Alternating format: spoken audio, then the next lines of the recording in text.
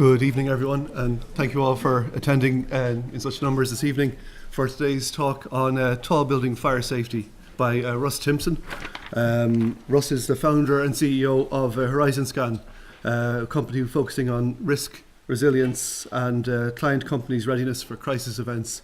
I can see there's a lot of people here today to get this talk, so I'll just hand over to Russ now to let him give the presentation. Thank you. Thanks, Tom. Good evening, everybody. Absolutely delighted to be here to talk about a subject which is very, as you'll probably deduce as I go through the talk, is a subject very close to my heart. So hopefully you're all here to hear me talk about tall building fire safety and what I call the new realities of tall building fire safety. And you may not recognise this, but this is a still from the Towering Inferno, 1974. Where Paul Newman there being consoled by the lady, and he's talking to the fire chief, Steve McQueen, and the fire chief saying, we were lucky tonight, the body count's only 200. You keep building these buildings, you've got to talk to us. That was 1974 when that film came out, for those of you who can remember that film. 1974 is also synonymous with tall building fire safety. I wonder how many of you know what this building is or recognise this building. I was lucky enough last year to work in South America. This is in Sao Paulo in Brazil. This is the Joelma building, which caught fire in February 1974, and 179 people died in this building. Being used at the time as an office building, a bank. And I went to visit it purely because this is of tall building fires, this is the third most significant in terms of number of fatalities, the number one being obviously the Twin Towers in New York. And I went to look at this building, and you can see that it's been utterly refurbished, of course.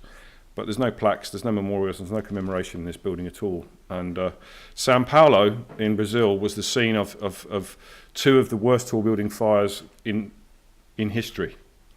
And I got to spend a day with the fire department in Sao Paulo, and being an ex-firefighter, you seem to have a sort of common language when you start talking about things. And they were very kind, and they told me all about the journey that they were on as a city in Sao Paulo. I don't know if you've been there. It's a city with a very significant population, many millions of people living in Sao Paulo. And when those fires occurred in Sao Paulo, it was time for them to think about what they were going to do differently. And they are doing some significantly different things to anywhere else in the world. And it made me feel that this is a global issue, and we have to address this as a global issue. For some fairly big things that are happening, and I don't want to sound too pompous, but I'm going to try and allude to those as we go through the talk today. Got a lot of things I want to talk about. I'm going to move on from that and hopefully lighten the mood slightly. We always talk about tombstone legislation in fire safety, and we always tend to only do things when we kill a number of people. And I think that it is the challenge for engineers at this moment to consider what the future is going to look like and what our cities are going to look like. Even in a fairly short time frame, our cities are going to be significantly different. And it's now time for us not to be reactive after the event. We need to get onto the front foot and really be smart before these new buildings go up in the numbers that they're going to have to go up. So a little bit of an introduction as I start. I'm going to talk a little bit about this organisation that I'm a part of. It's called the Tall Building Fire Safety Network. It's pretty informal. It exists largely on LinkedIn. I'd invite you all to join it. I am the sort of gatekeeper. So if you're on LinkedIn, you can go on LinkedIn, put in Tall Building Fire Safety Network, and you can join the network. And I'm going to just say a few words about me. So the network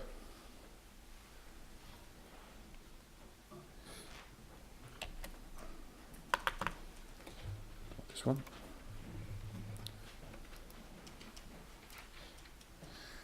The network has about now over 950 members in 22 countries.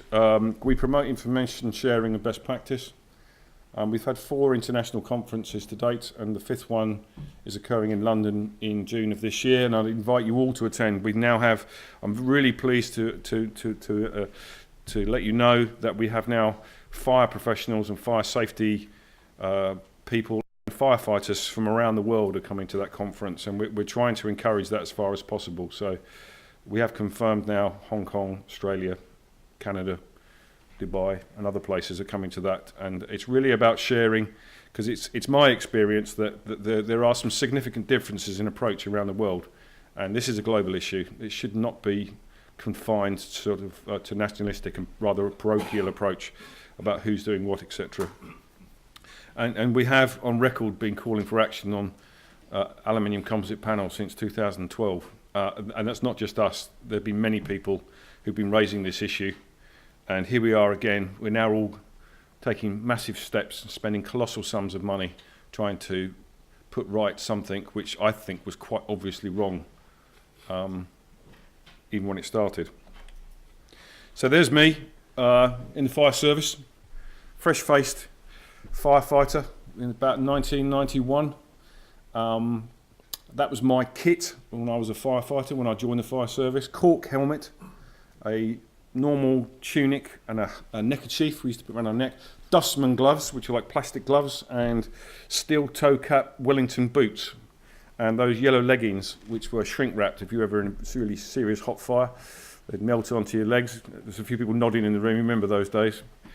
So if you look at firefighters today and the kit that they wear, you probably agree that we've come a long way, even in my career, and I'm still incredibly young, as you can tell.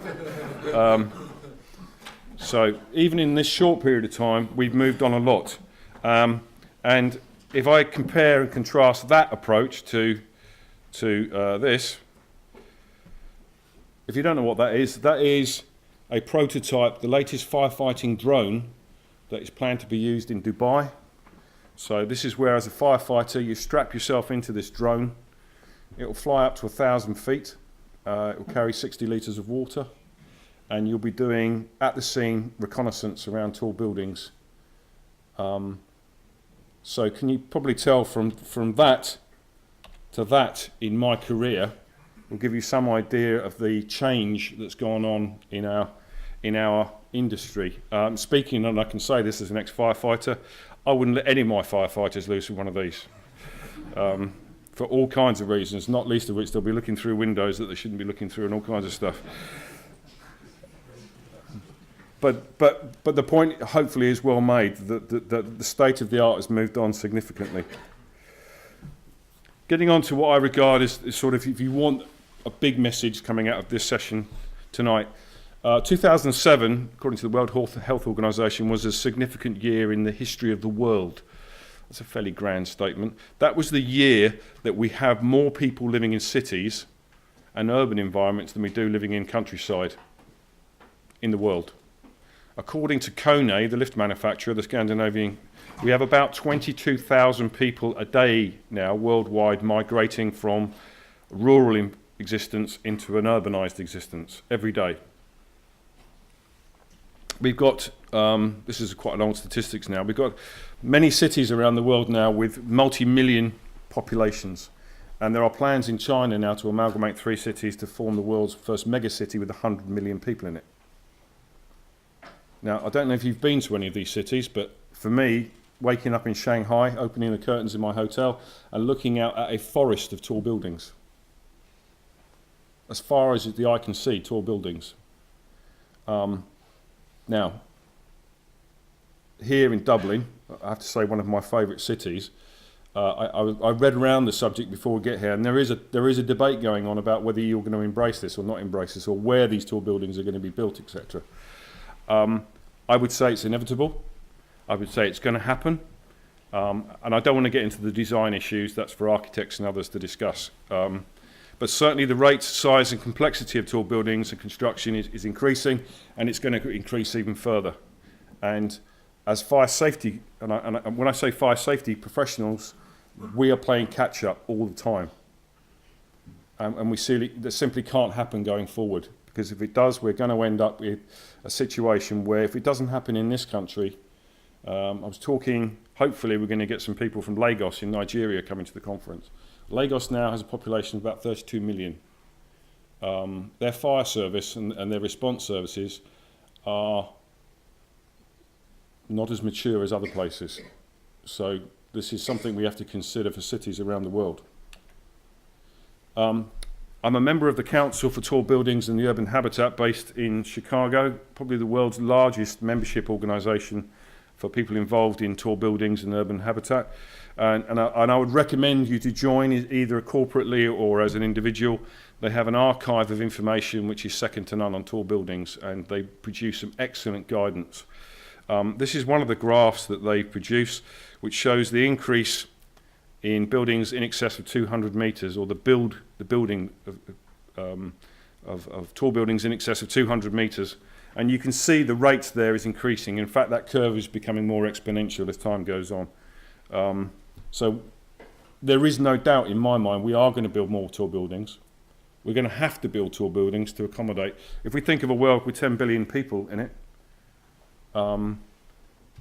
that is a significant challenge for anybody, and how we're going to house those people and how we're going to come to terms or prevent widespread poverty and people living in what we would see as shanty towns. And I think the only real option is that we're going to have to build more tall buildings.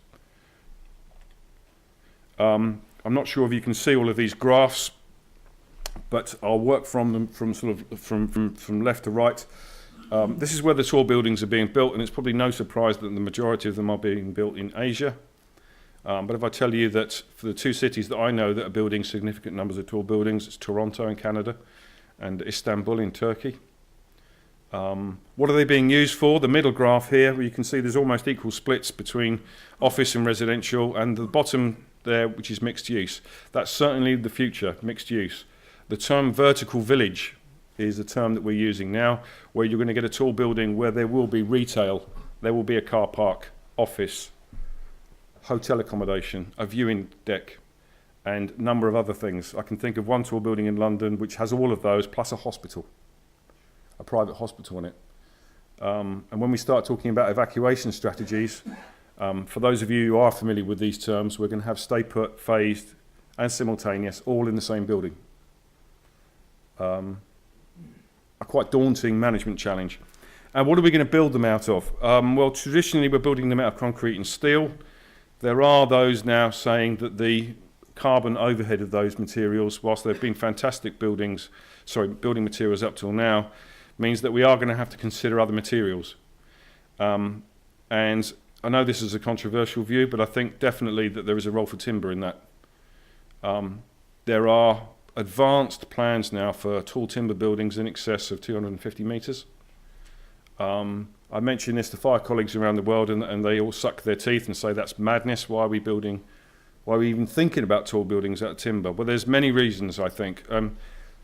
Timber in some circumstances, I think, performs better than unprotected steel, and certainly it should be in the mix, and we should, instead of discarding it without discussion, we should certainly look at it as an option for timber, for all the sequestration of carbon that you get from wood and all of the positive things in terms of the wider picture, but perhaps a bit more of that as we go on. So what are the current issues? If I was to ask the audience today, can you tell me what a tall building is? Can you define it for me? And as I do this around the world, I get these magic numbers: 18 metres, 22 metres, 30 metres, 60 metres. Speaking as somebody from the UK, 18 metres is where, if you look at the current debates around Grenfell and some of the other issues that we've had, 18 metres is the term that is really the starting point in our building regulations. Where does that number come from? Does anybody know? Yes, if you back in the 50s and 60s, we had things called wheeled escapes. The fire engines used to have these big ladders on the back with big wheels. If you got a wheeled escape off and you fully extended it and then you lashed another ladder on the end of it, it would be 18 metres. So we're using terms and we're using heights where the actual references, when we dig into them, are completely anachronistic from where we're looking at today. And be more about that. I'm absolutely a strong advocate of saying that if we can define and we can come to terms with what is a tall building, then I think it's utterly inappropriate to be building them with a single staircase. And I have I'm a bit of a heretic in the fire engineering world, as you'll see from what I'm going to say later on. We have to think about resilience in buildings. We can't just build them and reduce the redundancy to such a level that even the slightest change or hiccup in the management of that building means that it's rendered unsafe. Sprinklers. Everybody in the room, I suspect, will probably agree with me that we need to be sprinklering tall buildings. The validity of stay put remain in place. Highly contentious.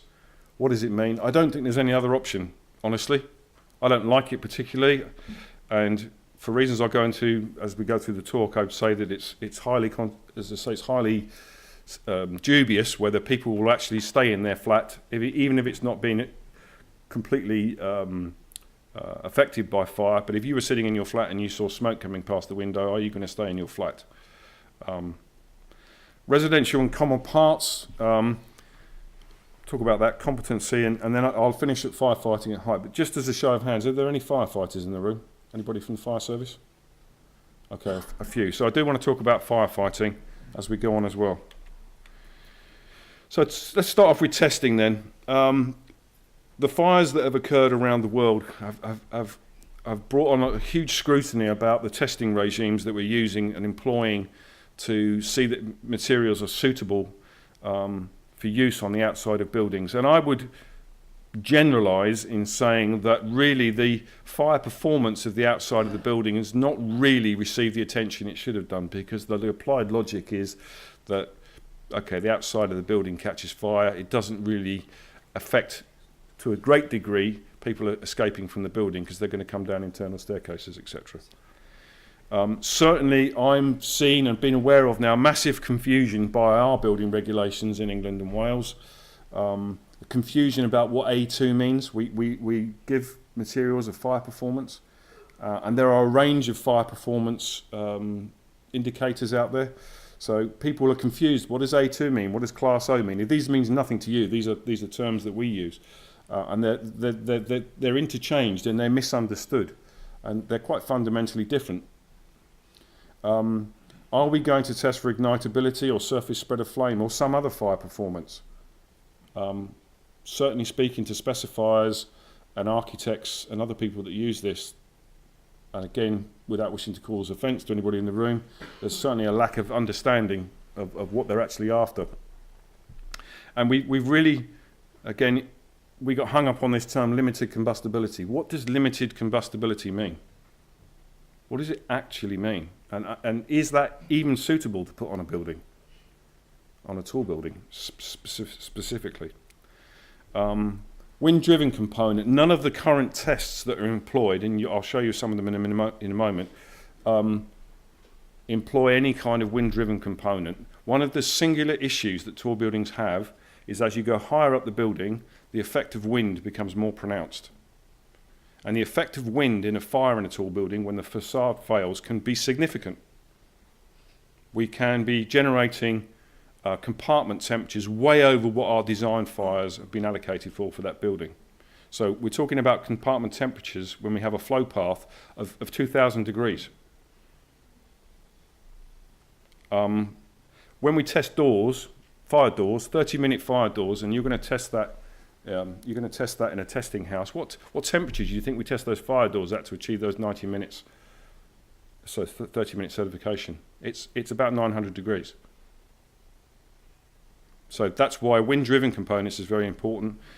We know that we have to get these things tested, and we know that there is a range of quality of testing houses out there on the market. And if you're prepared to travel, you can get the test results pretty much that you want to get. And that's an issue. And certainly, from what we've seen in the recent past, there has been a loss of credibility and confusion around testing and test results for external facade assemblies.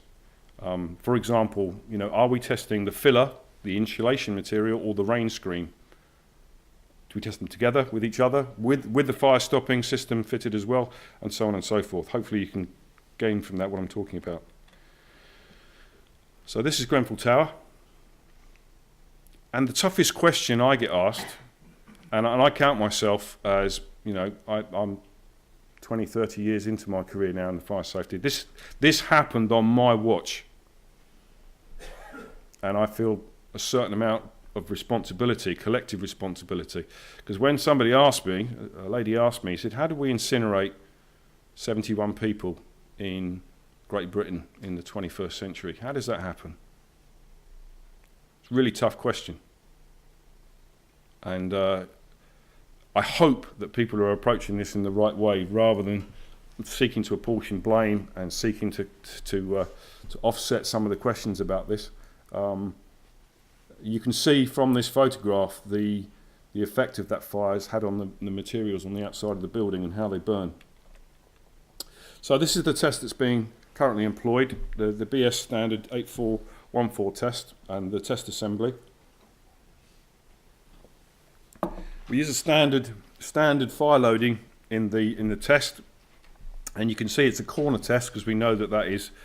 But you can see that the finish on the outside of there is completely uniform, if I can put that. We have there's no penetrations in that wall. There's no poor workmanship. It's been applied very well on that wall. Okay, it's a big step forward from where we were when we burn the results, as you can see. We're still invoking temperatures which I think may or may not be appropriate, and there certainly is no flow path in the building. There's no wind-driven component, but you get the idea. This is how we're testing panels. This is a similar German test using very similar methodology, and the NFPA test. Again, these are a big step forward from where we are, but I think the question is still, are these tests fit for purpose? Are they suitable? Are we challenging ourselves enough? Are we really replicating real-life applications of these panels on the outside of buildings?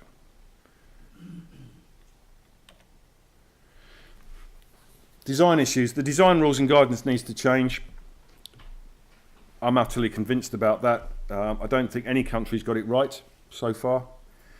Designers and certainly fire engineers, you know, this term net lettable floor area, is everybody familiar with that? If you're a developer, you want the maximum net lettable floor area in your building. So you want the maximum bang for your bucks in terms of floor area. And if that means getting rid of a staircase, then we've got to a situation now where we, under British standards, I can build a single staircase building to the moon and justify it with a fire engineered solution. BIM. Just by show of hands, who's familiar and very comfortable with BIM in the room? One or two. Please, if you're going to take anything away from this, this is a train that's leaving the station, okay? Because everybody's using BIM now. You've got to get up to speed with BIM if you're a fire safety professional. Building information modelling, it is the future. It's now a requirement in the UK for all government buildings to be built in BIM and designed in BIM going forward. Evacuation strategies and single staircases, modern methods of construction. Okay, I'm going to talk about these as we go through. So just to highlight what I'm saying about BIM, this is the so-called cheese grater in London, or the Leadenhall building, as I think they would prefer to call it. This was built entirely in BIM, building information modelling. So it's applying the same technologies that we use to build submarines, spaceships and fighter aircraft.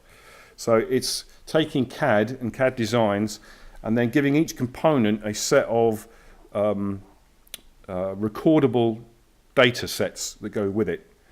So when you're building the building with BIM, there should be no difference between as designed and as built. We can all sit here and tell stories, war stories, about the big differences that you might see. In a BIM world, that cannot happen. As this building was being built, at its height, I think it was about 40 people constructing this building. It is effectively a large Meccano set. As the components were arriving on site, they all had location logging devices, so it was just-in-time construction. So as that piece of steelwork, RSG, was needed, it was being delivered in a lorry, the crane was coming down to meet it, it was winched in position, the lorry left, and then the next part came in. So that was built in its own footprint. So there was no big area where you can store materials, everything else, and that is where we're going, I believe. It's an industry game changer. It's not just about WYSI graphic, it is about data, and it's about reducing waste and reducing risk, and it represents, I believe, a massive opportunity to the fire safety community. So if you look at this wall example and you were to hover your mouse over it, it would tell you where it was built, where it came from, all of its specifications, and so you can then, obviously, as you're looking at that design, certainly after the design, you can look at it and you can do some real detailed analysis of how the building was built. It offers us the opportunity, and certainly I've seen a demonstration by, again, another leading lift manufacturing company, where if you have a BIM constructed building and it has a BMS system, a building management system, if a fire starts in the building and we're operating it with multi-sensor heads, so not just optical, but with heat and carbon monoxide, then if you feed those inputs in an analog way into the BMS and the BIM system, the BMS will model that fire in real time and then send the optimum evacuation decision to the occupants via their smartphone. So just like you follow your sat-nav in the car, you'd be in your office and it would say, out the door, turn left, turn right, go to that staircase, go to that lift, because there's going to be a lift waiting for you there to take you to the ground floor. That is not that far away. And certainly one of the buildings that's under construction, a super tall building that's under construction at the moment, that's going to be the fire strategy in that building. In reality, BIM means that you should be able to obviously find all pipe service conflicts within a building, all of that. You can then obviously take running data from running machinery like HVAC, lifts, etc., run them in a BIM model to see where their failure modes are and how much maintenance they're going to need. Again, a massive change. We're going to have really smart buildings that will be able to offer us all kinds of new facilities. So I'd strongly recommend that your next CPD session is on BIM if you want to, I think, keep pace with this. And certainly other countries are a long way down the road with BIM, but I do believe that we are in a good place. It does enable some things that we'll be able to do. So you'll be able to use these models to, as I say, run maintenance models in it to see when things are going to fail. It will offer you the facility, if you have a tablet, to walk around the building connected to the BMS via Wi-Fi, and then hold that tablet up and you'll be able to then take sections through that building in front of you, rather like an X-ray. So hold it up to the wall and see where the cable runs are, see where the pipe runs are, see where the unions are, etc., etc. Which I think you'll agree would be a massive step forward if we have that situation. And the augmented reality is kind of what we're talking about for evacuations and things like that. It leads me on then to new materials and techniques. This lovely building's in Manchester. It's an icon now in Manchester, and most cities now want to claim their stake and talk about tall buildings. I saw the designs for Cork, for the tall building down in Cork. You know, every city wants one of these as its icon, and they all want to look different. It really is sort of a license for architects to come up with some. If you go to Dubai, then just think of a weird shape, and we'll try and build a tall building in that shape, and that's the way it's going to be, because everybody wants a different looking building. The days in the 60s and 70s where we just build endless boxes, that's over. Nobody wants that. So new methods of construction, tall timber and composite materials. Just again a glimpse into the future. This is a concept building which is not that far away in China. This is Sky City. That's 838 meters tall, 202 floors, mixed use, 30,000 residents, out of the ground, topped out in 7 months. In BIM, using, as I say, real just-in-time construction.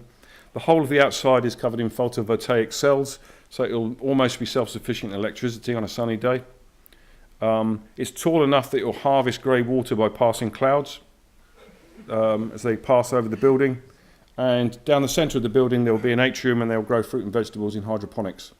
Down the centre of the building, it'll have a fire station, a police station, and a hospital.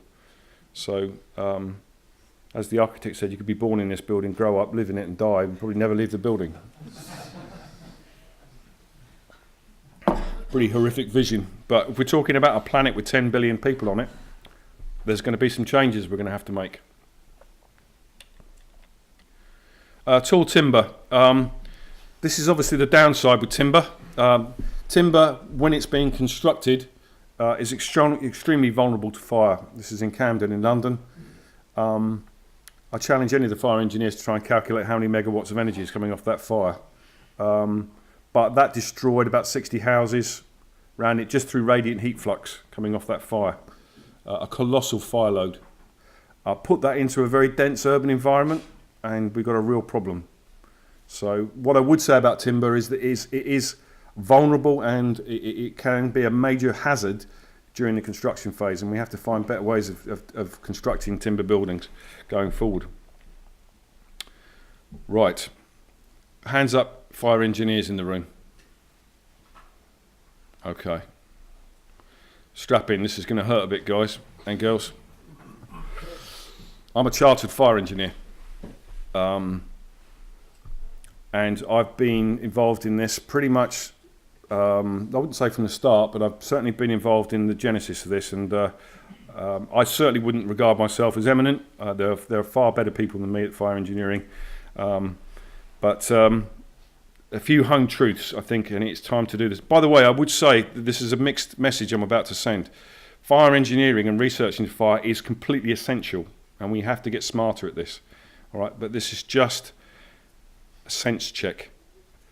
If you go to, and I'll talk about that more in a moment, I found this particular model useful when I'm talking to clients and trying to get them to understand, because most of the clients that I've worked with in the past are only interested in CapEx. You're all familiar with CapEx, capital expenditure. How much is it going to cost me to build this building? Right, knock 30% off it. Get the fire engineering. What can you strip out? That sound familiar? I don't want to raise the issue of some of the passive fire issues that I know you've had here in Ireland, but certainly we've had in the UK. But here's a model, and take of it what you will.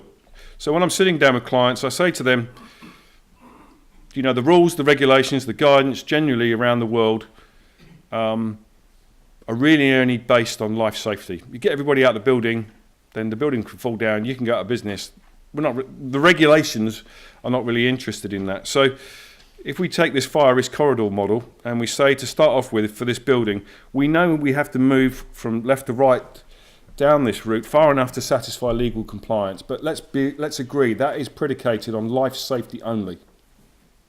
There's no impact on the building, the business, or the environment really.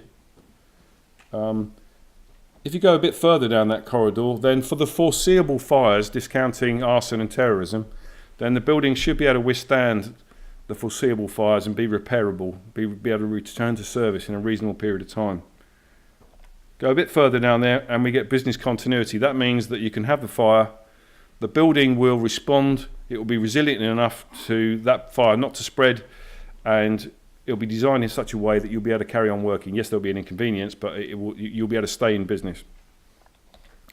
And if you go further down that, you get this, what I call full flexibility of use, which is where the building is so resilient that the chances of fire are very small, probability is very small, and the building will respond to it in such a way that it will have little or no effect. So you can probably think of fully sprinkled, etc. FM Global, the world's largest insurance company, calls that fully protected status, and that attracts their best insurance premium. Now, the applied logic, when we're just talking about CapEx, how much is this building going to cost me to build, would you all agree that the cost is going to go up if you go from left to right? Would you agree with that? And that's generally the debate which calls for a fire engineer to be involved and tell me how I can take the staircases out, tell me how I can take sprinklers out, tell me how I can reduce fire resistance, and so on and so forth. That's not what fire engineering was designed for. It really isn't. And what I would say is if you can persuade clients to consider OPEX, so what are the costs of operating that building, even for, shall we say, a 20-year lifespan? So take the next 20 years, how much is it going to cost you to run that building if we use this model? If we put sprinklers in, if we put an enhanced fire detection system in, if we have trained people in the building who understand the fire strategy, all of that's cost. But over the course of 20 years, what impact does that have on a cost-benefit analysis? If I want to change the layout of the building, if I want to put increased fire loading in there, if I want to now take 3 floors of that office building and turn them into a hotel, you've got that full flexibility of use because you've built in that redundancy. And it's my contention, and certainly having to wade through, and I was a student of Mr. Ramachandran. Anybody who wants to look at this, he was the eminent guy on cost benefit for fire. But certainly the conclusion, as far as I'm concerned, is that if you do that for OPEX over 20 years, it's not the debate we have, is it? We only talk about CapEx. So what is fire engineering? The Institute of Fire Engineers, which I'm proud to be a fellow of, is fire engineering is the application of scientific and engineering principles, rules, and expert judgment based on an understanding of the phenomena and effects of fire and the reaction and behaviour of people to fire to protect people, property, and the environment from the destructive effects of fire. It's pretty good. It's not reflected in the rules and guidance that we build our buildings with, though. I was interested to see, this is an American gentleman, his take on structural engineering, or what is engineering? Structural engineering is the art of moulding materials we don't wholly understand into shapes we can't fully analyse, so as to withstand forces we can't really assess in such a way that the community at large has no reason to suspect the extent of our ignorance.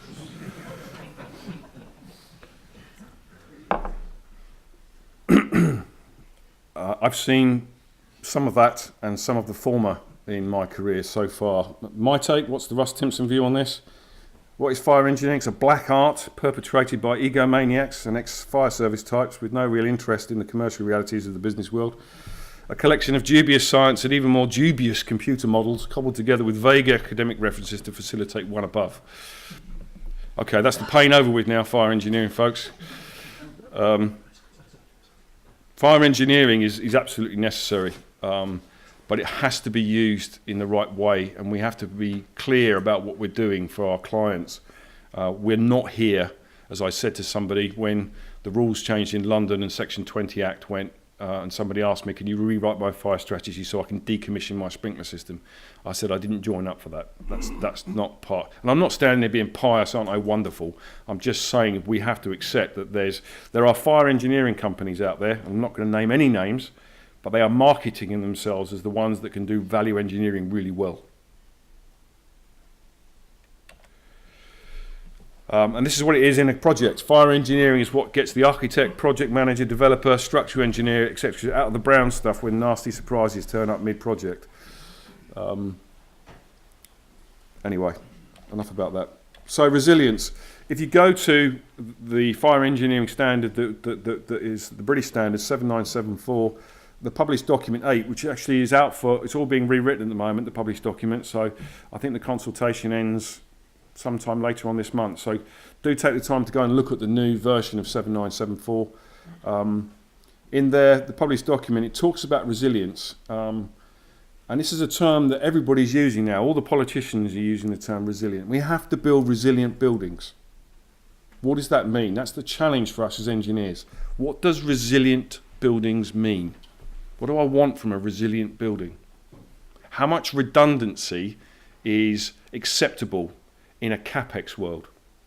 And are we bearing it right back to the bare minimum because we're only predicating our strategies and solutions on life safety? Just recently, I've been focusing my time on construction, tall building, construction fire safety. And I can only limit my comments to the sites that I've seen in the UK, but the standard is woefully low.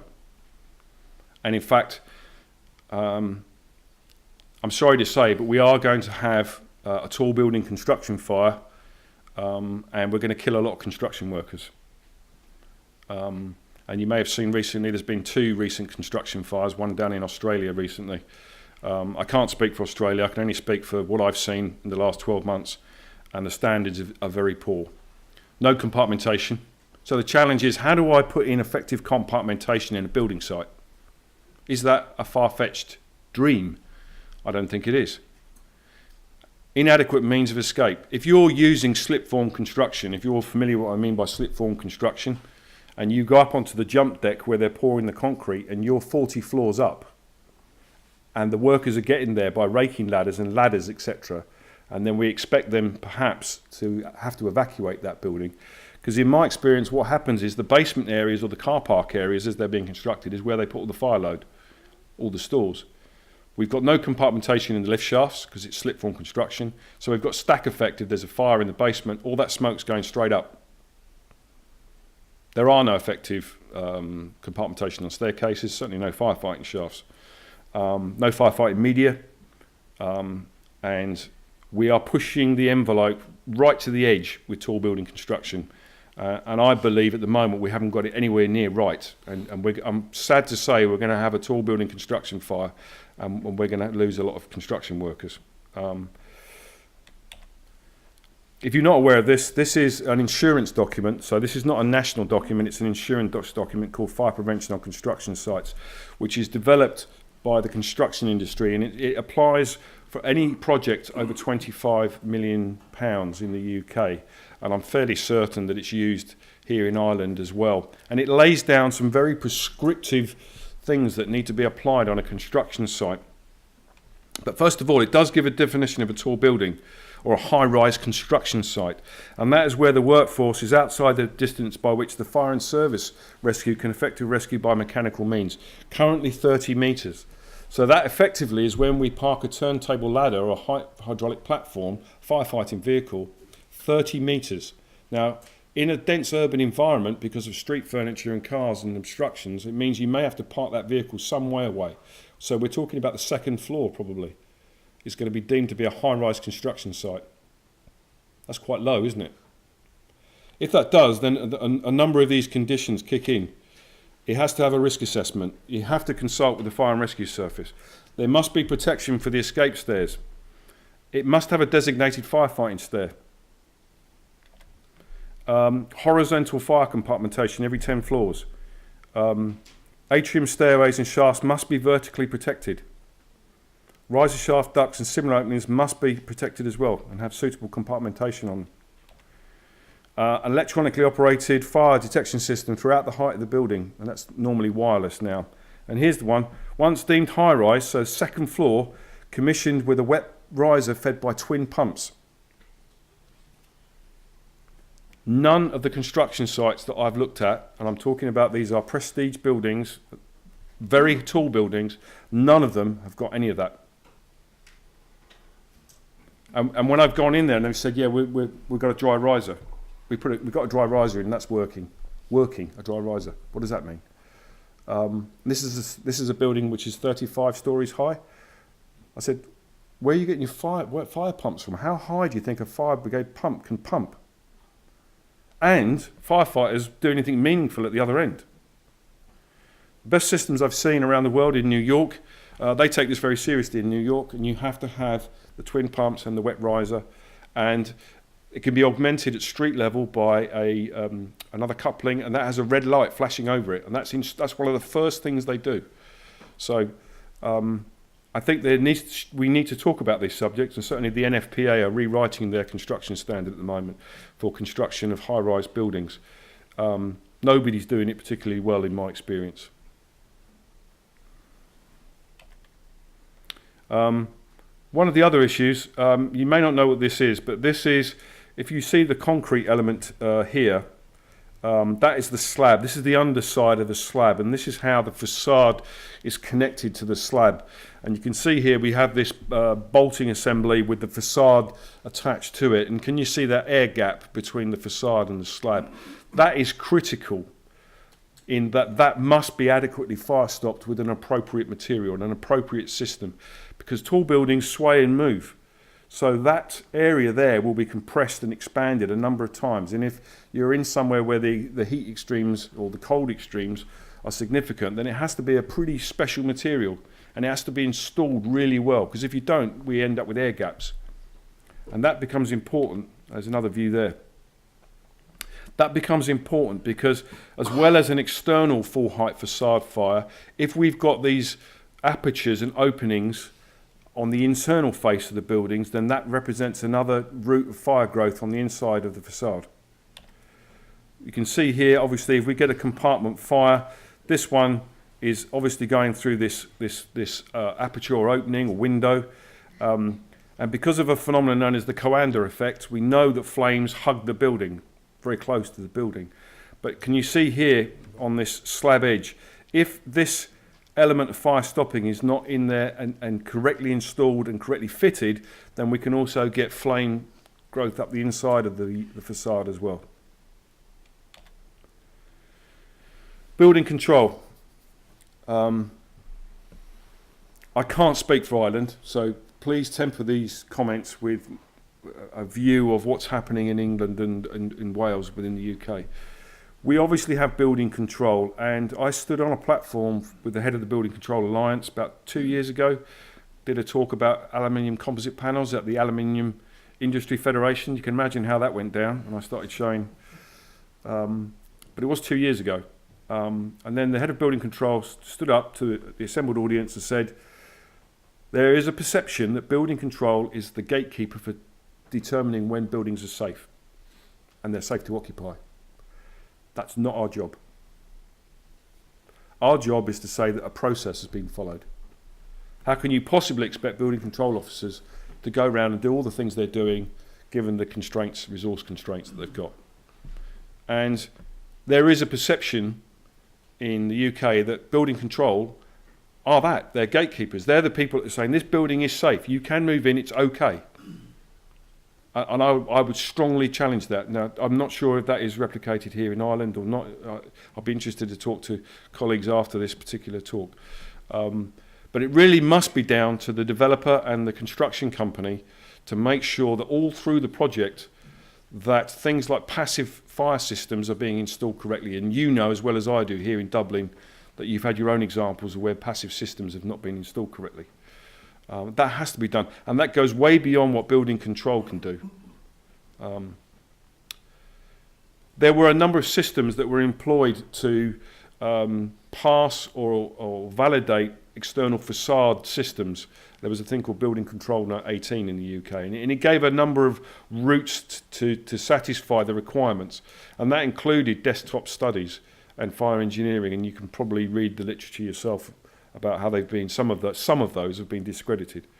The other issue that I would ask you to consider is whose job is it here in Ireland to detect counterfeit building products? Anybody give me an answer? Because we have, and there is enough evidence out there around the world, there is an issue with counterfeit products. This is the La Crosse building in Melbourne, in Australia. This caught fire in 2014. There's a 23-storey tower. The fire went up the outside of the building very quickly. The building was evacuated.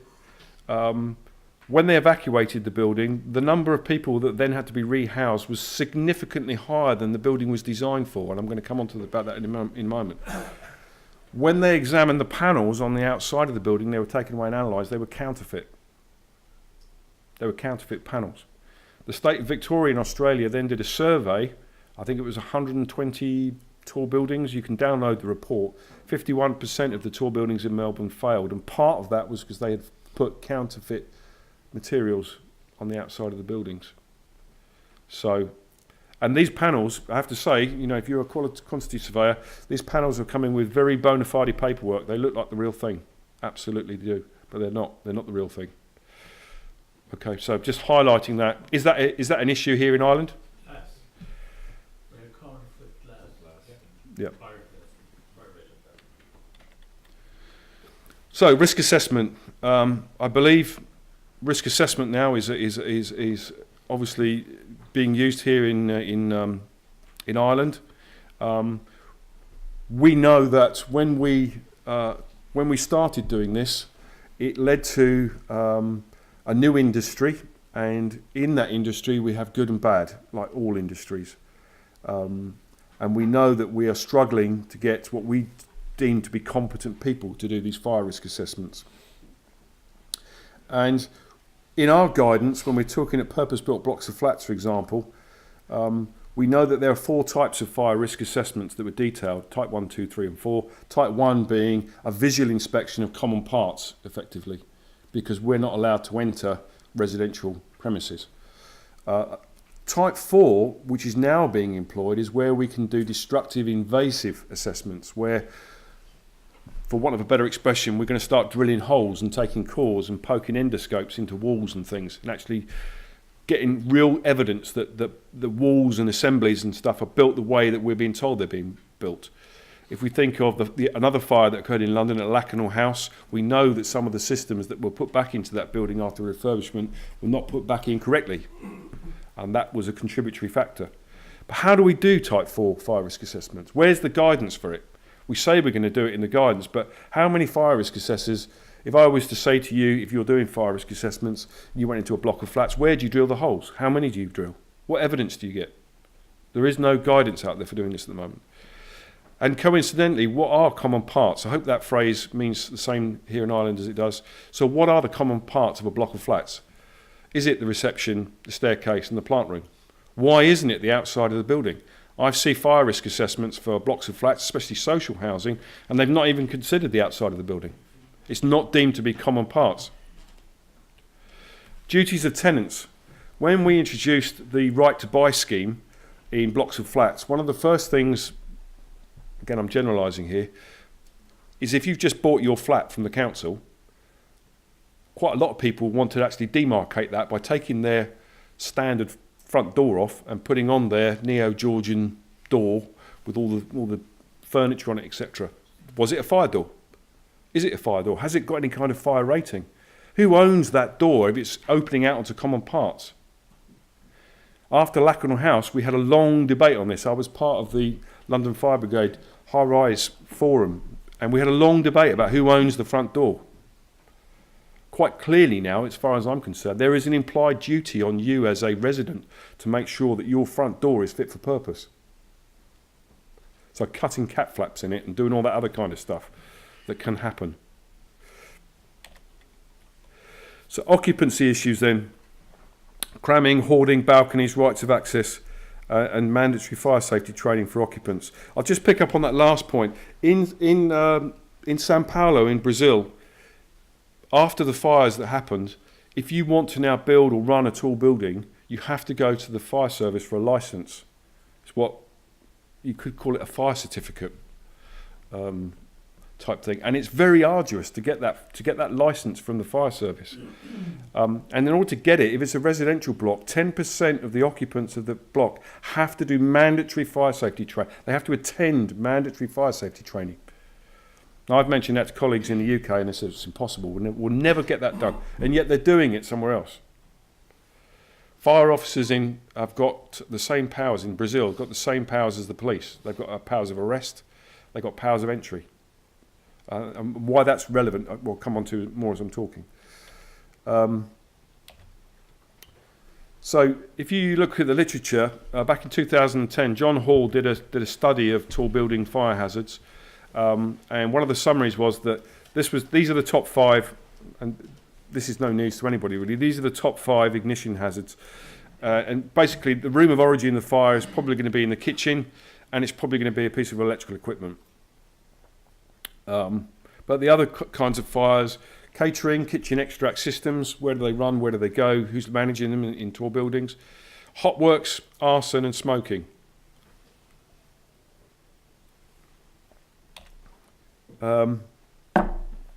This is one out of my black library of photographs. This is a toaster. That's shut Glasgow Airport.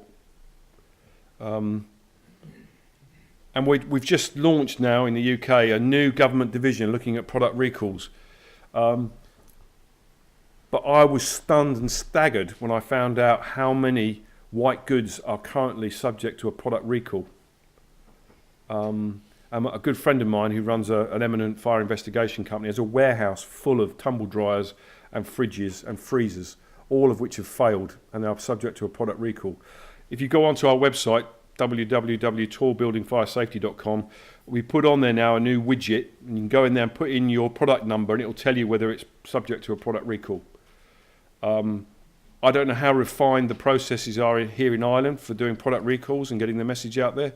Tumble dryers, heating goods, electrical goods, things you're going to plug in. It's a real issue for me that we're not doing it anywhere near well enough. Deep fat fryers and cookers. Obviously, we all like chips still, so we're going to have deep fat fryers. If you put that into a building, that's got to the extract system has got to run somewhere. And I've spent too much time in my career crawling around kitchen extract systems. They're probably one of the most misunderstood, mismanaged bits of kit in any building. Nobody knows where it goes, nobody knows who cleans it, how it's cleaned and where it discharges to. But they are very prominent if you look at the insurance statistics and you look at fires. And most of them are, well, not most of them, but certainly if they're built without a kitchen fire suppression system, then the risk, I would say, is probably unacceptable in a tall building. But hot work. Here's a little quiz for you now, just to see if you're still awake. Is that hot work? All agree that's hot work? Yeah, all nodding? Okay. Is that hot work? Probably the biggest cause of hot work fires by a long, long way. Most people, I taught this on construction sites after we had a number of big fires in the UK, and about 50% of the people I was talking to, construction workers, didn't think that an angle grinder was hot work. 50%. Well, I'm only cutting a bit of rebar. That can't be hot. I haven't got to go and get a permit and all that stuff. Yeah, you have. Because you look at all this wood here, look at all this stuff with fire loaders around. So, okay, hot work. Enough said. What about that? Hot work? Hot air gun? What sort of temperature have we got coming out the end of a hot air gun? Any ideas? If you're building a warehouse now and you're using something like Trocol roofing, and you meld the seams on that, you're going to use a hot air gun, 580 degrees coming out of that hot air gun. Is that hot work? I think it is. What about that? Is that hot work?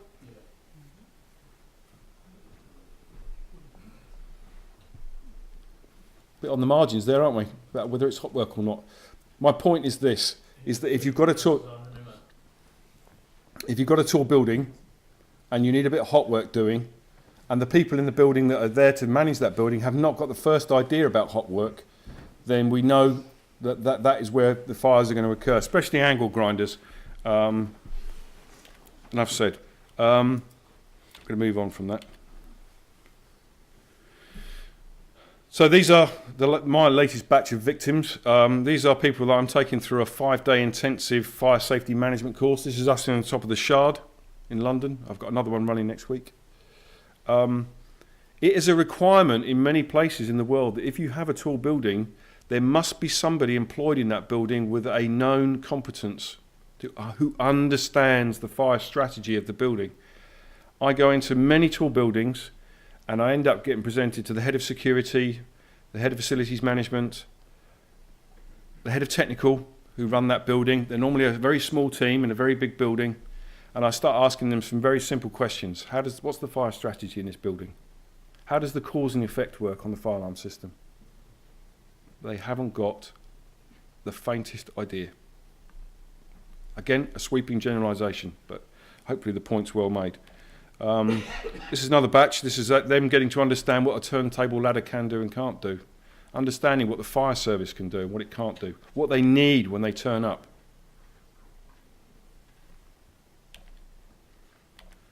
So cramming and hoarding.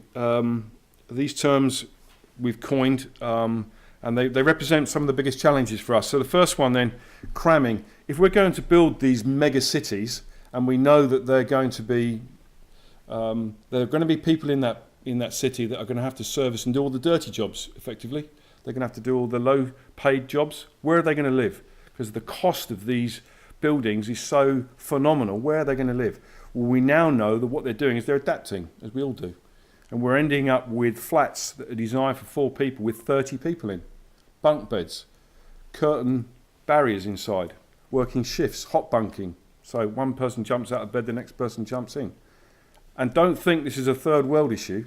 This is happening all around the world. Certainly in London, Birmingham, New York, Toronto. Speaking to colleagues, they said, yep, we know that's happening. What do you do if you're in your apartment block and you know next door, instead of 3 people, there's 30 people in next door? What can you do about it? Occupants storing materials way beyond the design fire resistance of the compartment. I'm indebted to my colleagues in Toronto for these next photographs. This is an apartment block in Toronto, and you can see on the balcony there all of that materials. You might think they're having new carpets laid and they've cleared their front room or whatever. No, this is what it looks like all the time. And if you look at the flat below, you can see the air conditioning unit. Well, nestled in amongst all of that junk somewhere is an air conditioning unit. There was a fire in this building, and when the fire officers went around and started looking at adjacent premises, and they had rights of entry then because they needed to make sure the fire wasn't spreading, this is what they found. So we know that hoarding is a real issue, and we know that this is going on, and there are all kinds of reasons for it, and I don't want to go into those, why people do this or why they exhibit this kind of behaviour, but they do. And nestled in amongst all of that stuff, there will be electrical appliances that are plugged in, etc. Now, as fire engineers and architects, we design these buildings for a certain fire load. And if we've got massively higher fire loads than that building was ever designed for, what do we do about that? Yeah, just some photographs, cramming and hoarding. It's happening all around the world. Moving on then to firefighting issues. Full height facade fires, wind-driven fires and urban congestion. This is Lacanau House here, and you can see whole sections of the facade have failed and fallen out. At this point, I was going to hopefully show you some nice videos, but we've had a few technical issues. But this is a block of flats in Calais, and a fire starts, and in literally minutes it works its way up the outside of the building as it spreads from balcony to balcony. How do we stop people having barbecues on balconies? Hubbly bubbly pipes, candles, all kinds of other stuff. Because people want balconies and they want apartments, especially if they're next to water. Here, the Liffey, there is a desire to have an apartment overlooking the water with a balcony that you can have your nice candles and those kind of things around. How do we control that? How do we get people to not do stupid stuff on balconies? This is Russia. This is a gentleman who decided to do some welding on his balcony. I'd ask the fire officers in here in the audience, you're in charge, you pull up to that, what are you going to do? I've asked this question around the world. There is no tool in the toolbox for that. The only response I've got is, yeah, I wish I wasn't on duty that day. And I really feel for colleagues, and certainly with Grenfell in mind, the people that are being asked to respond to these types of things. It introduces whole new hazards. So the impact zone, you pull up to that building, the facade is failing and it's falling off in massive great chunks. The impact zone around that building can be up to 1.5 times the height of the building as it falls off if it's caught by the wind. So you've got massive lumps of burning material falling off. How do we evacuate people if they're in the impact zone? How do I get firefighters into the building when there's an impact zone all around it? This is a nearly completed Shangri-La hotel. Hot work at the base. Not much wind on this day because you can see the flames and the heat going up the outside of the building. So when people talk about Grenfell as being unprecedented, I'm sorry to say that is wholly wrong. These are occurring, we're having a serious full height burn on a building, facade type fire about once every 6 weeks around the world, 7 weeks, something like that. Again, I would have showed you a video of the address fire in Dubai. And and it was New Year's Eve 2 years ago, something like that. I was just pressing my best party frock to go out for New Year's Eve, and Al Jazeera, and we had a running discussion about what was going on that night with this particular fire. And certainly in the emerging economies where they've built lots of tall buildings in the recent past, I think that this is very much front of their mind now about what is the legacy of some of the hazards they've got there. And I know Dubai are taking great steps now to address the issues that they've got in Dubai. Moving on then to wind-driven fires.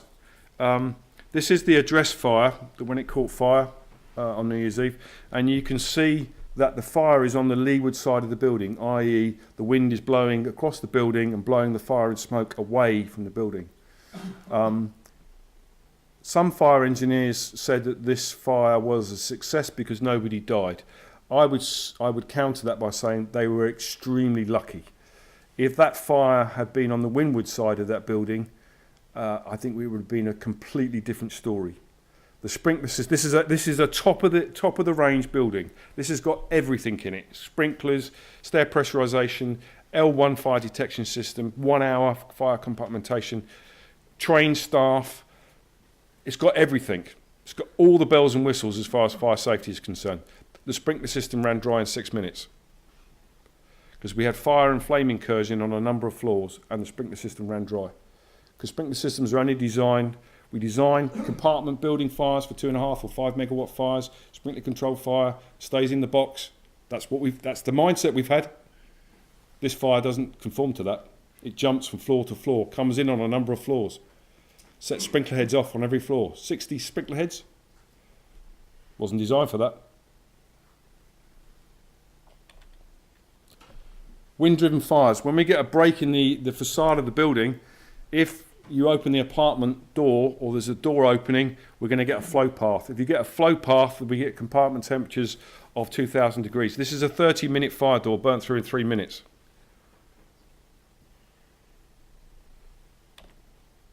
Again, I would like to show you, this is the training facility in New York.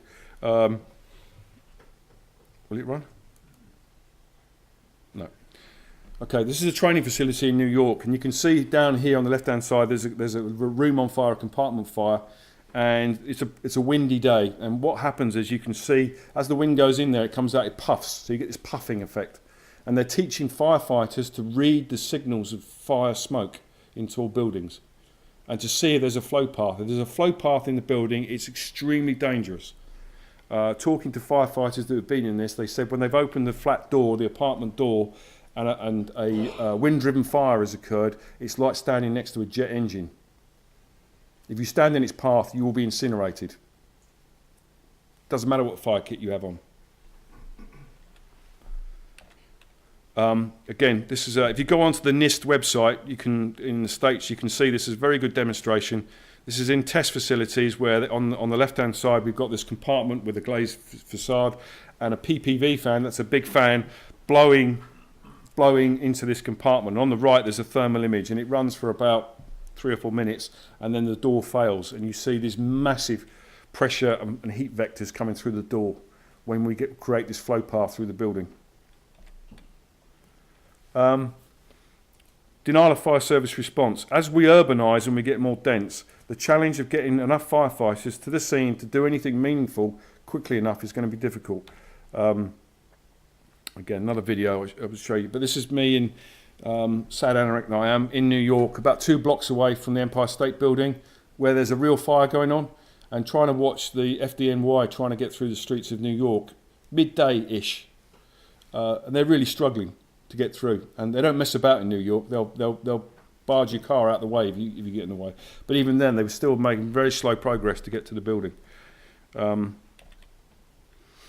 There are some good initiatives. This is some examples of some modern training facilities that are coming online now, because I think the fire service is beginning to understand that certainly in the UK, of the firefighters that we've lost in the recent years, a number of them have been in tall building fires. Partly due to cable entanglement, but also partly due to what I've said, to flow paths being created and very high temperatures, etc. But this is West Mids, and they've now built a facility where they can replicate and create wind-driven fires to get their crews to and there are other places around the world actually where better facilities are coming online. So a look to the future then as we come to the close. Vertical villages, greening, evacuation by lift, evacuate and disperse, and a bit about some new dimension risks. This was Tall Building of the Year 2 years ago, 2016. I think it's in Milan or Barcelona, I can't remember. Probably, is it Barcelona? I think it's Milan. It's Milan. First thing you notice about this building is it's got bushes all the way up. Again, I was in Bogota in Colombia last year. That has the world's tallest green building now. It's 18 stories, completely green, up all four walls, and the roof is covered in shrubs, plants, and they're very proud of it. And it's got some significant benefits from having on it. And I think that's the direction of travel. We're going to see more of this because people want it. And certainly architects like it. So extrapolate that into a modern city. What does that mean for firefighters? What does that mean for fire safety? If you want green walls and those kind of things. Anyway, just a thought. If you look at the architectural and look at the architectural press, there's loads of this. Going on. It really isn't far-fetched as far as I'm concerned. Again, what are we going to do about this? How are the rules and guidance going to cope with it? We're going to have to evacuate by lifts going forward. If we're going to build super tall buildings, we're going to have to use the lifts and elevators. Now, we've all grown up during our life saying, there's a fire alarm, don't get in the lift. Is that fair? Don't get in the lift? We're going to have to overcome that. I was lucky enough when I was in the fire service to do a 6-day secondment to New York. I was in Harlem. And I remember going out on my first shout. We went out on fire calls. They said, yeah, come on then, because it was all very informal. And I remember going to the first one and getting off the fire. I live in Kent in the southeast of England, so it's quite rural. And I remember getting off the fire engine, and it was smoke issuing from the 35th floor. So I got off the fire engine, I looked up like that, and I went, oh my God. Grab a length of hose and an axe, and you're going to make your way to the staircase. Don't be a fool, get in the lift, come on, get in the lift. So we're going to use lifts. We're going to have to use lifts a lot more. And we're going to have to overcome those problems. And again, what's the difference between an evacuation lift and a firefighter's lift? Or a firefighter's lift with firefighting facilities? People don't understand the differences. There are significant differences. A firefighting lift and an evacuation lift. If you look at the latest BSEN, waterproof controls and all the other things that go with it, and yet people are mistaking it because it's got a fireman switch on, it's a fireman's lift. It's not. Sorry, firefighter. We don't say firemen anymore. Firefighters. There are plenty of research now, and a good friend of mine, Professor Ed Gallier at Greenwich University. If you go onto the FSEG website of the University of Greenwich, he's done lots and lots of modelling of the benefits of using lifts and using refuge floors. So if you have a refuge floor every 10 floors, every 20 floors, and using lifts to shuttle between refuge floors, you can halve the evacuation time and get people out a lot faster. Those presentations and papers are all available online if you want to go and look at them. We have to get over the fact that people don't use lifts anymore. We need to use lifts to get people out of the building, and we need to build that resilience in accordingly to do that. Evacuate and disperse. I personally think that assembly points are not only out of date, they're positively dangerous assembly points. Certainly in London now, most of the big, if we look at the tall building clusters in Canary Wharf, most of the buildings there are now operating in evacuate and disperse. So the building goes into fire alarm, it's a phased evacuation, floor of fire, floor above, 2 floors below maybe. You leave the building and you just keep walking. You go and sit in Costa Coffee, do whatever you want to do, because they've all got smartphones. And you'll be brought back in the building. Assembly points, I think, in a dense urban environment are almost impossible. If it's raining, nobody goes there anyway. How do you account for them? I just think it's been a bit of a comfort blanket that we've all used for too long, and I think it's a waste of time. More importantly, I think it allows a secondary target. If we're going to look at new dimension risks and bad people doing bad things, an assembly point makes a great secondary target for people. I mentioned it to a friend of mine a few years ago. He looked after fire safety in Tel Aviv airport. And he said, "What is this assembly point thing you're talking about?" And I said, "Well, we have a fire alarm, and you'll go and stand. He goes, "Well, how do you know where the smoke's going?" "Well, it's a kind of a judgment, really." And he said, "Well, based on what?"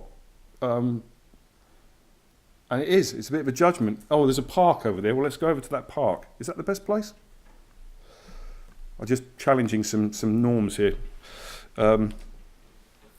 So some possible solutions. If we're going to build dense urban environments, which I believe we are, then we need to consider some possible new solutions. Sky bridges, sky lobbies and refuge floors I've told you about, very, very well used now, especially in Japan, where, as I say, over a number of floors, 10, 20 floors, you have a hardened floor. It acts almost like a lifeboat floor. It's hardened, so much higher levels of compartmentation. What we do know from the tall building fires that have occurred is that firefighters will run out of air very quickly. So why don't we start thinking about putting BA cylinders and things like that. In California now, in 2 buildings that I know of, they've put in a high pressure charging line, and the fire service can plug a compressor into it. So if you're a firefighter and you're running out of air, you can go to this line rather like a dry line and plug into it and recharge your BA cylinder. Now, would I do that if I was a firefighter? Looking at the building and the way they maintain their building and their other life safety systems, would I trust that? Personally, no.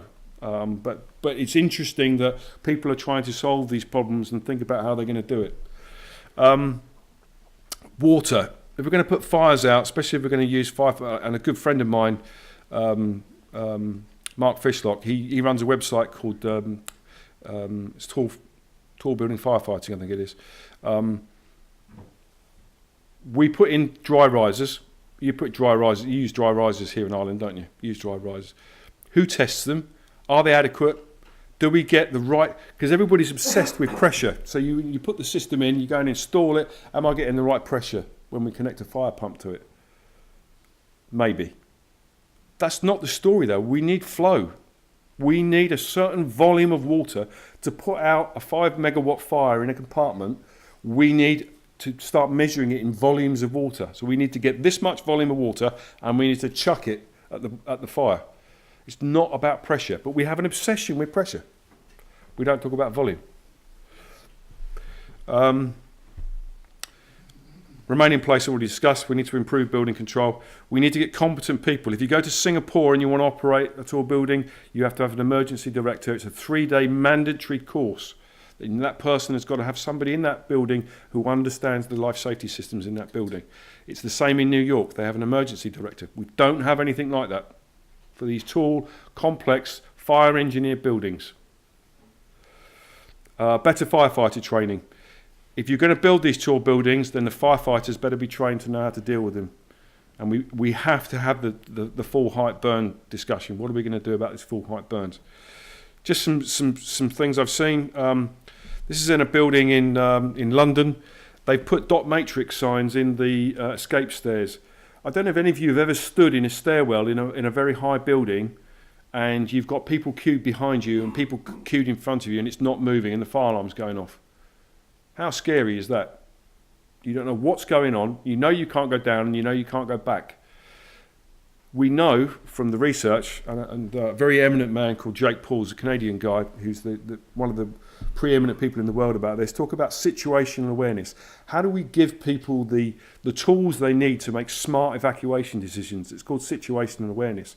Now this company, clumsy as it is, have put these dot matrix signs in, which is run from the fire control centre, and they put messages across. So if you're standing there, now one would hope that there are more elegant solutions out there, especially with smartphones, that we can give people information whilst they're evacuating, because sometimes it's going to take a long time for this building to evacuate. I talked about sky bridges. It's probably the most famous example, the Petronas Towers in Kuala Lumpur, which is largely done for effect, but the resilience that's added to those buildings is quite phenomenal. It doesn't have to be quite as as dramatic as that. This is one in Chicago. Is that out of the question? Is that far-fetched? I think we need to start thinking about some fairly innovative ways that we're going to make those buildings resilient. And different cultures, different places. Working in China, if you go and stay in a hotel room in China, you open your cupboard as well as your ironing board and your other bits and pieces. Every hotel's got to have one of these. These are smoke masks and a torch. Now, we can probably, for people in the room, we can have a debate about if these things are any good. But I think actually to put a torch there is a pretty good thing. I mean, they have emergency lighting, but they put a torch and they put smoke masks in every room.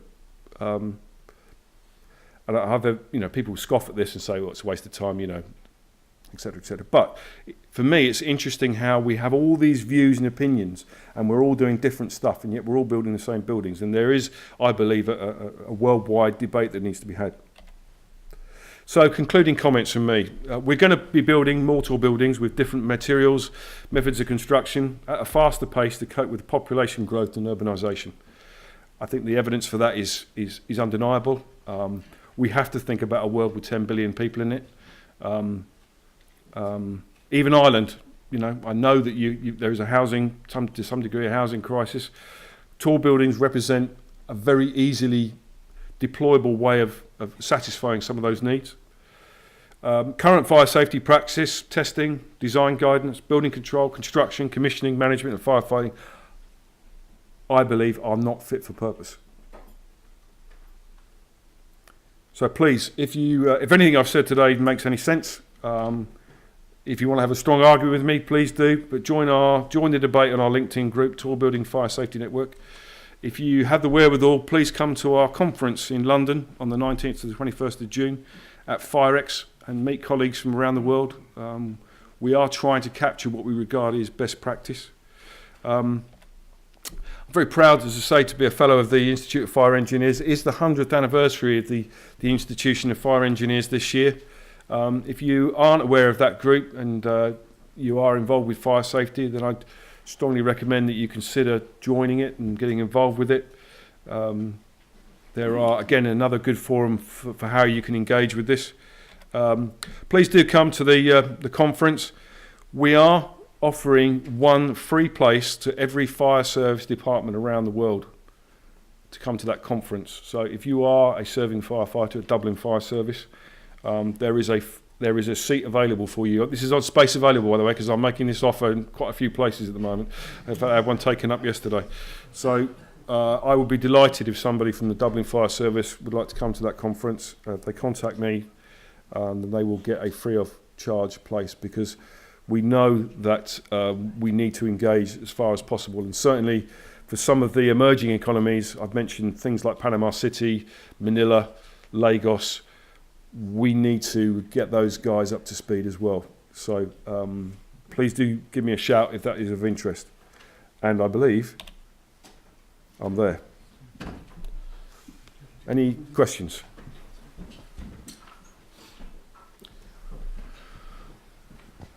Yes. Can I ask you about, you said about single stairway residential buildings. What's the problem, other than obviously Grenfell, but so they've been pretty much around since post-war building studies report, and there hasn't really been many fires, obviously with the exception of Grenfell. What do you think is the problem with having a single stairway residential building? Is that what you said? Sorry. Yes, I did. I said, so if we have single staircase buildings, and I really don't want to go anywhere near Grenfell at the moment, if you don't mind me saying that, so I'm going to talk in generalities here.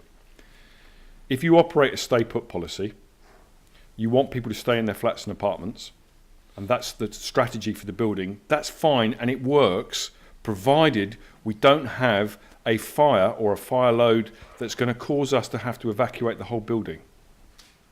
And hitherto, we haven't had the types of fires where we've had these full height burns. When you have that full height burn, we have to go from a stay put to a simultaneous evacuation. When we do that, the whole fire strategy falls to pieces, because the staircases are only sized for, at best, a phased evacuation, and we're now going to try and squeeze a simultaneous. And by the way, we've taken out all of the fire detection out of the common parts most of the time, so we have no way of enacting that detection system, getting all those people to come out of that building.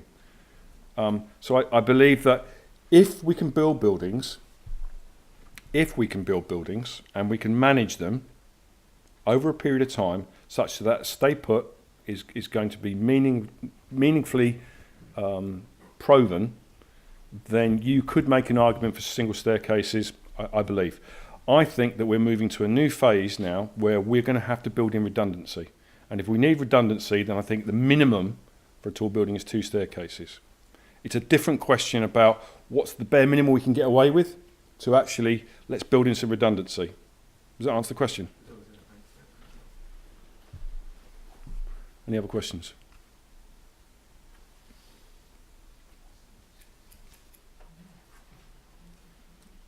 No. Testing, design, building control?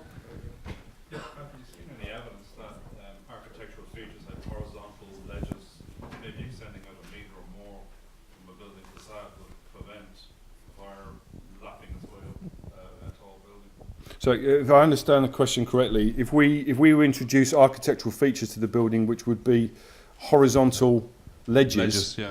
would it certainly would interfere with this phenomenon known as the Coanda effect, as it laps out windows, balconies, and etc., and it would adhere to it. Would it meaningfully change it?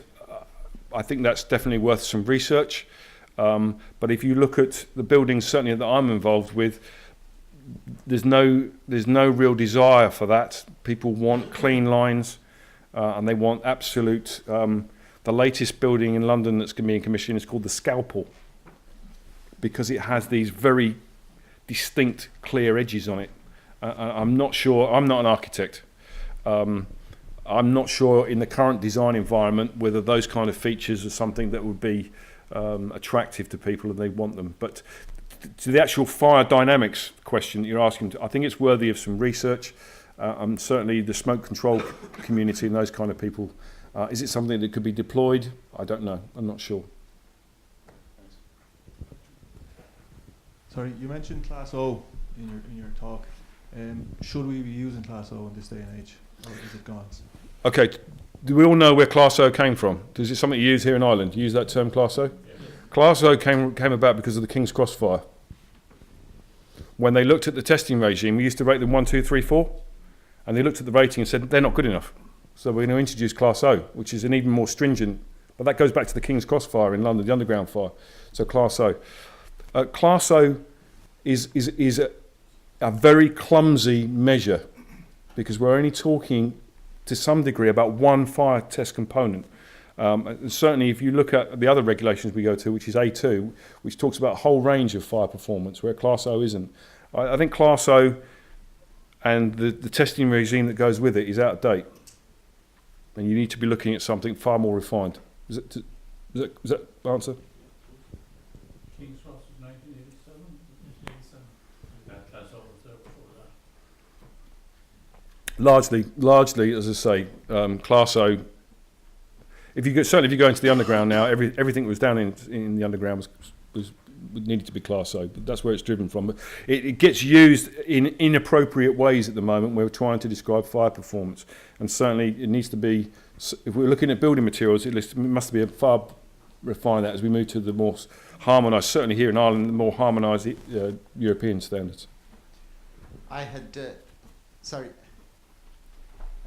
could you perhaps outline what the criteria would be for a rescue zone in designing it? You know, obviously it has got to have criteria on the exterior cladding as well as the actual fire protection in the zone.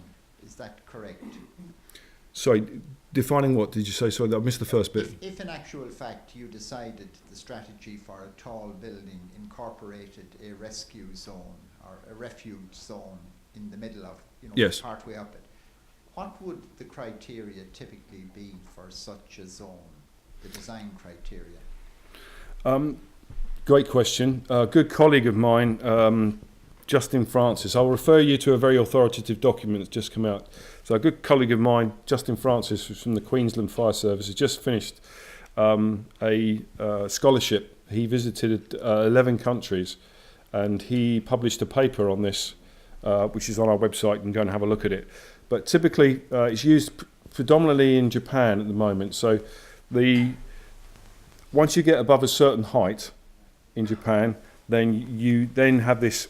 You install these refuge floors or sky lobbies. There's different terms for them.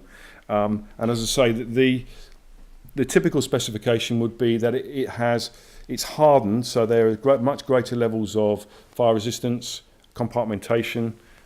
It may be an area where you take all the fire load out of it. I've certainly seen photographs of floors, refuge floors in Japan, where there is nothing at all. It's completely sterile.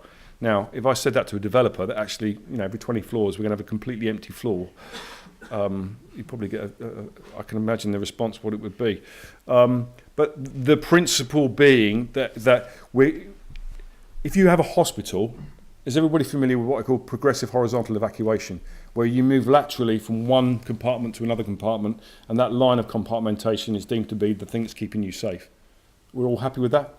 Well, what we're talking about here is progressive vertical evacuation. So we're moving to a relative place of safety, but we're doing it vertically.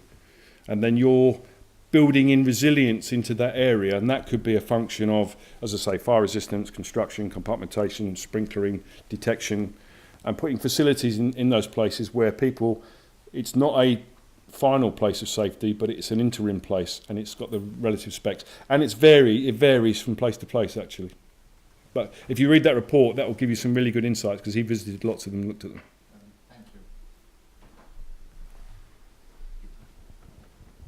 Thank you. Thanks. I was just wondering if you're aware of any legislation that's going on, or any improvements to legislation in the UK regarding the construction phase of jobs. Here in Ireland, we have the B-Car amendment that came through, so there's increased responsibilities on fire engineers during the construction phase. As far as I'm aware, the UK doesn't have this, or it's more a case of sort of the fire engineers taken through design, and then it's almost the projects is sort of handed over to a contractor, and there's no real obligation, especially for price concerns, to have a fire engineer come out and do an inspection or anything like that. Are you aware of any changes that are going on, or? No, but can I climb aboard my soapbox on this one? The best deal, the best value you can get from a fire engineer, that's what you're doing in Ireland. You're way ahead of us. If you want to employ a fire engineer, they should be employed from design concept through to system specification, through construction, commissioning, handover, and the implementation of the fire strategy through to the people that are in the building. And they should go the whole way through that journey. And at the end of it, they should sign a bit of paper to say, I'm signing this off, as well as building control. I'm completely happy that building all the way through has been looked at by a qualified fire engineer. We unfortunately are in the position where fire engineers in the UK, we're paid to get building control approval. And if you're familiar with B1 to B5, you write a fire strategy, you get the tick in the book so you can build it. Bye-bye fire engineer, we don't need you anymore, we'll hand it over to the contractor. We only changed in 2014. Sorry? We were like that up to 2014. Yep. It's if you want to get the maximum value out of a fire engineer, they have to be employed right the way through. So it means that they are going to take responsibility for ensuring that the fire safety managers or management system that's in that building is fit for purpose, and the people are trained and they understand.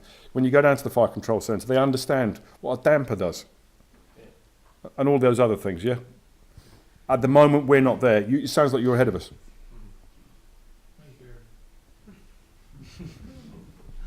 We try. Thanks very much. And as far as the construction phase goes, I can't speak for Ireland because I haven't looked at tall building construction sites. I don't believe there are many at the moment. Over 50 metres, 100 metres. Construction sites. I can tell you that most of the construction companies that are going to build them, as far as fire safety is concerned, don't understand what they're doing. Yeah. Do you believe there's enough testing and research completed in terms of structural fire performance, to allow timber be used in high-rise buildings? Is it there yet? Is it? Well, I'll ask a question of the audience. What performs better in a fire? A bulk timber or a piece of unprotected steel? We wouldn't have unprotected steel. No, quite. Because we know that unprotected steel loses 2/3 of its strength of, say, 570, something like that. Certainly in the Twin Towers, there was good evidence in the NIST report that areas of steelwork had become, the intumescent coating had come off or been dislodged, and that failed very early. So there's a presumption I've got a steel. This is for the layperson. There's a presumption I've got a steel building that I'm safe because it's not going to fall down. We know that it doesn't work. Has there been sufficient testing? Is there sufficient testing? I don't think there'll ever be enough testing, but it needs to be meaningful testing. I mean, for me, if you're going to put a cladding system on the outside of the building, we all know the leading exponents of that, and there's a very successful firm here in Ireland.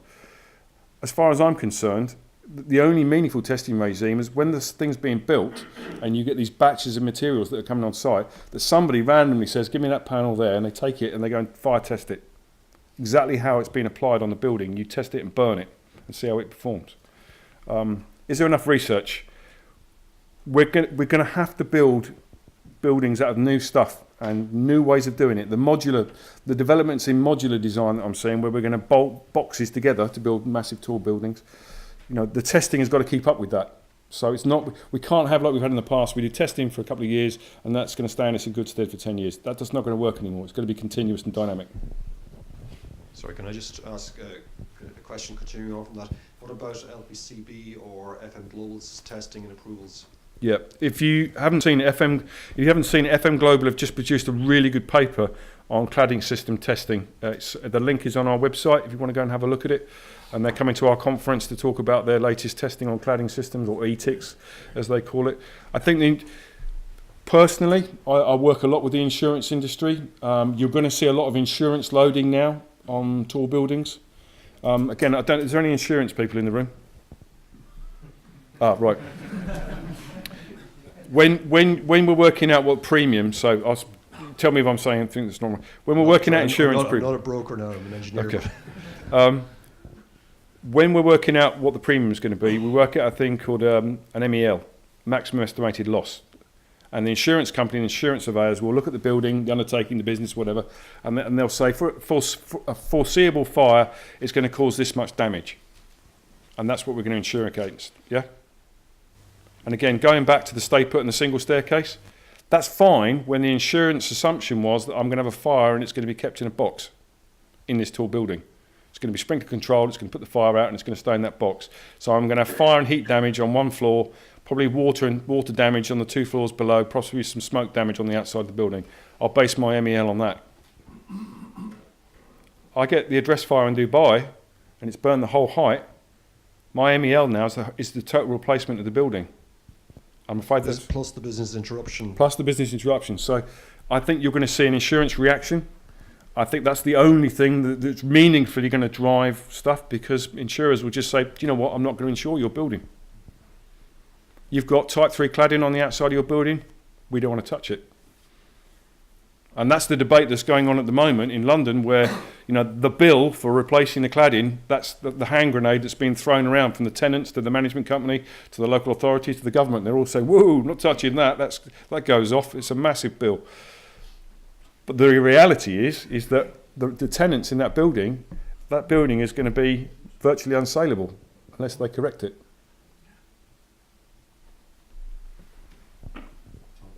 Russ, David Rouse is my name. I'm with the Apartment Owners Network, which is a volunteer organisation here in Dublin that represents the directors of management companies who control and look after the volunteer directors, I might add, who control the common areas, the common parts of residences and apartment blocks in the country. And more of an observation, and coming through on the point that was mentioned there on the insurance aspect, there is a massive latent insurance difficulty that sort of face the volunteer director sector in apartments. They're going to be faced with a huge lift in insurance premiums.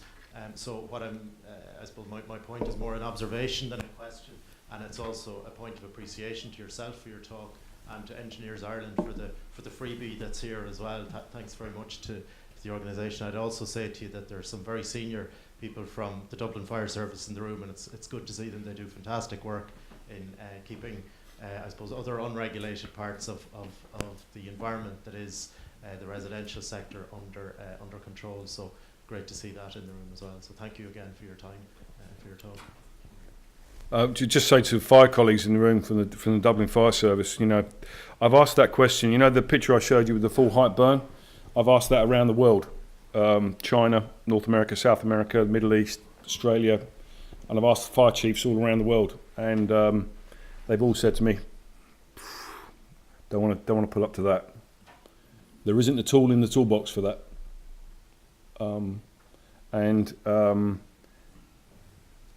Until we get hold of a quantification of how big this problem is, I mean, and I would assume here in Ireland, because you haven't to date built lots of tall buildings here in Dublin. I stayed in Limerick, in the hotel in Limerick, which is, I think, one of the tallest buildings in Ireland. So one would assume that it's not, we're not that level, but certainly firefighters have got a vested interest in understanding how those buildings are being built and how they're going to be built and how we're going to put these fires out if they do occur in there. I mean, the bottom line is we shouldn't be building buildings with limited combustibility on the outside. No combustibility. I don't want anything on the outside that can burn. And that's the bottom line, as it should be. Well, did you find it interesting that the Grenfell inquiry, two inquiries, the one looking at the system had no fire safety engineer? This was the first one that the government set up to look at the actual regulations in the system. There actually really isn't be careful how I phrase it, but somebody who has worked on the private side designing and signing off on buildings as part of the inquiry. You're really handing me a poison chalice on this one, aren't you? All I'd say to you is, and I have to choose my words very carefully as this is being webcast, okay? We can't have, it's not Chatham House rules here by any means. This is a time to stop and reflect. As I say, this fire, two fires, because we've had Lacanau House as well in London, happened on my watch. We have to have some degree of people saying we got it wrong. And that means lots of people saying, because we had fire deaths going down year on year on year in the UK, and they got down to very low numbers. And I think my perception is the politicians thought, we've cracked this, we've got it right. All our systems and processes are fit for purpose. And within that culture, this hazard emerged. And I have a friend who's an insurance guy. This guy's got he's got an honours degree from Cambridge in quantum physics, right? And he was reading our guidance, the 18 metres, the table 14. He said, I'm really clever. I'm really clever. I don't understand that. I said, I don't understand that. How the hell are we expecting people out there to interpret it and look into it? So I think that to answer your question, that was a bit of a rant from me. To answer your question, I hope that we've got the right people and those people are asking difficult questions about how we got to this stage. But I would certainly counsel you here in Ireland, if you're going to start, and I suspect you will start building tall buildings, is to make sure that your processes are really robust to ask all of these questions before you go down that road. And I would certainly suggest to you that a scheme that's based on resilience and allowing proportionate redundancy to be built in the building is the way to go. Do you think a lot of the reason why, would you agree or disagree with the privatisation of the BRE in 1998 was a wise move?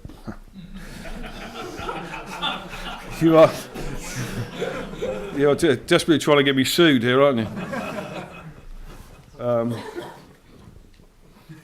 No comments. Pass. Pass.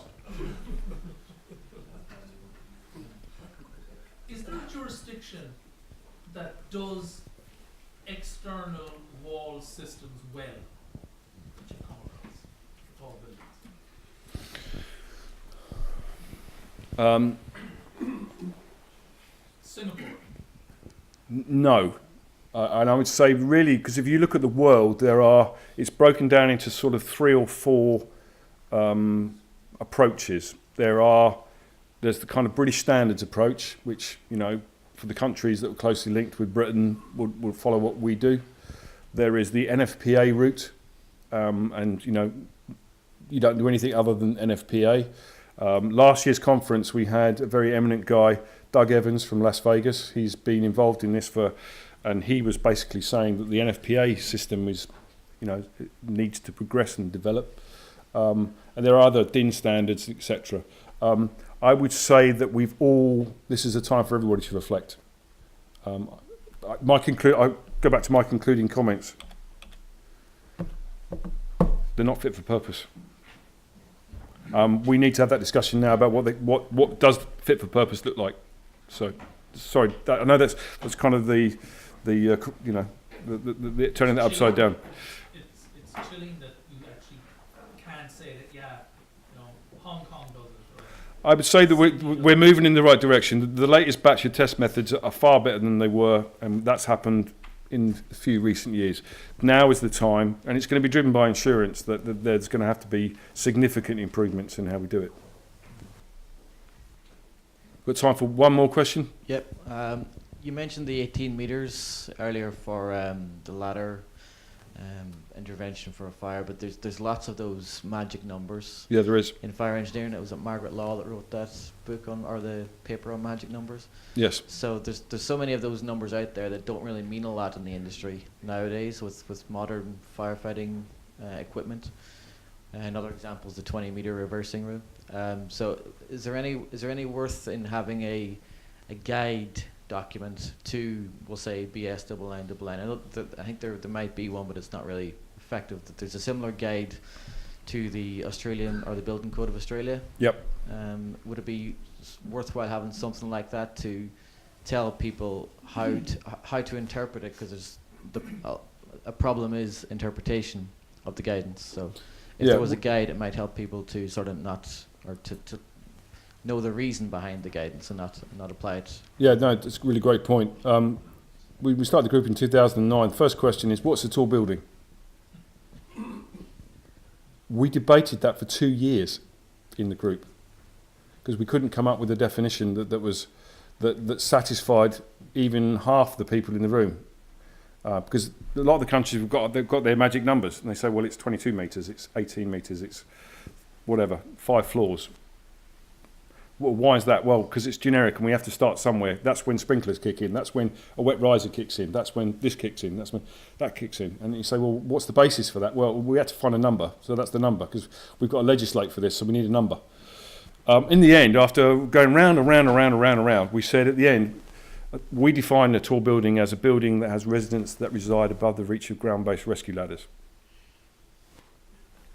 End of. If you look at that construction definition, that means it's fairly low. It's second floor is a tall building. Maybe it's a construction in reality. I think 9999 now is talking about this notional 50 metres. Certainly the CTBUH has now got definitions for tall, super tall and mega tall, in excess of 300 metres. And you're into a whole different ballgame then in terms of hydraulics for the water and all the rest of it. A long-winded way of saying everybody avoids actually this is a definition of a tall building, and it's down to a case-by-case basis, which is a bit of a cop-out really. I'd like to think we can start talking about the kind of 50 metres, those kind of things. In actually 50 metres, if I've got a height, just say if you're not familiar with fire service operations, what's the highest hydraulic platform you've got here in Dublin, or ladder, turntable ladder? What does it go up to? 30 metres. So 30 metres, pretty standard. The guys in Sao Paulo are the same. 30 metres with a good pump on the end of it. I can squirt water 50 metres. So external firefighting, I can go to 50 metres. That's as high as I can go, unless you get one of these new whizzy jet engine things, but I don't think many people are going to be buying those. So 50 metres, if you just bear that in mind, the highest I can squirt water is 50 metres. That could be on the wrong side of the building. Yeah, quite. So the definition of a tall building is difficult, but if you take it from the fact that the people are going to be out of reach of ground-based rescue ladders, I think that's a fairly good start. And it depends on your ladder. In Dubai, they've got a 74-metre turntable ladder now. But would you want to be rescued off the top of the turntable ladder at 74 metres? I suggest you'd want probably a big glass of Jameson's and some bicycle clips if you've got that. Ladies and gents, thank you so much for your attention. I love coming to Dublin. and it was great to be here. Please do join our LinkedIn group. If you've got the time and the wherewithal, come to the conference and join in the debate, and I'd be happy to, as I say, meet somebody from the Dublin Fire Service if they'd like to come along to the conference as my guest. Thanks very much.